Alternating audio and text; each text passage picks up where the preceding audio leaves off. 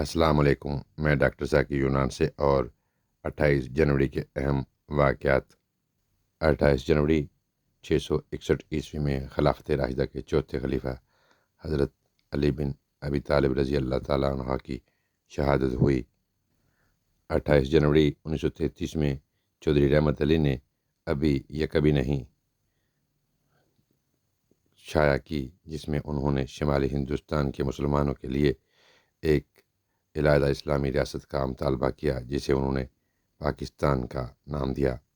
28 جنوری 1942 کو جرمن فوجوں کا لیبیا کے شہر بنغازی پر قبضہ ہو گیا۔ 28 جنوری 1932 میں جاپان کا شنگھائی پر قبضہ ہو گیا۔ 28 جنوری 1887 میں فرانس کے دارالحکومت پیرس میں ایفل ٹاور پر کام شروع کر دیا گیا۔ 28 جنوری 1835 میں مغربی بنگال میں کلکتہ میڈیکل کالج کا آغاز ہوا۔ 28 جنوری 1998 میں بھارت کے سابق وزیر اعظم راجیو گاندھی قتل کیس میں 26 ملزمان کو سزائے موت سنائی گئی۔ 28 جنوری 2010 کو بنگلہ دیش کے سابق صدر مجیب الرحمان کے 5 قاتلوں کو پھانسی دی گئی۔ 28 جنوری کے حوالے سے یہی معلومات تھیں۔ اجازت دیجیے، اپنا بہت سا خیال رکھیں۔ ٹیک کیئر، اللہ حافظ۔